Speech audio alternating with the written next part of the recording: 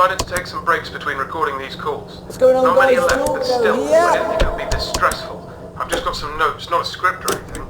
I feel like I might be talking too much about things that are obvious for you, so I'm just going to wing this one. I think at this point you must be pretty confident with your job now, if you can even call it that. I think now might be a good time for you to know a little more about me. I have a feeling that you might be curious, am I wrong? Right then. I was born in November 1968 in Texas, lived a fine life up until my teens, had no real problems with my family, but we weren't exactly rich. My father was an architect at the time, and my mother stayed home with my brother and I. Until the 80s, we lived in a flat, or I suppose it would have been called an apartment over there. It was pretty decent, I think, but honestly, I can't remember much. I had an accident in my teens, stuff I really don't want to talk about. Please don't ask. Might explain in a later call or something if there is time. Anyway, fortunately I survived the injury, believe it or not. It was all down to a very generous donor of blood.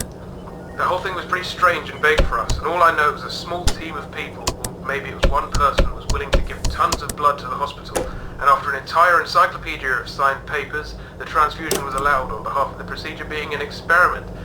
I was close to death, bear in mind. I lost most of my memory from before the incident, and the whole event caused a huge stir in the media. I was 18, and with the state I was in, paparazzi wasn't the best treatment. You know? So I sorted out something with my parents, and we moved here to England. So, hopefully on top of being a security guard, you can be a friend too. I wanted to get some of these stories off my chest for a while, since I don't have many people to share them with. And my daughter's kind of busy most of the time, just someone for me to talk to. And of course, listen to, so go ahead. What do you want to talk about? Ah, yeah. So this place looks significantly expensive to run, I'm sure. Especially for one person, right? Well, it is. Thousands of pounds put in and out of this place every day.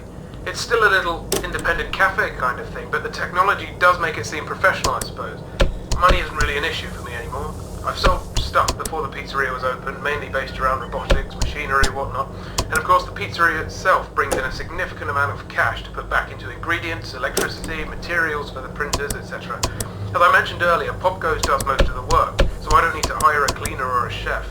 I also got a decent amount of money from the injury I mentioned. I can't remember how that worked, but I'd rather avoid mentioning it in case it was a mistake and they wanted it back. Anyway, I hope that cleared it up. Good question. See you tomorrow.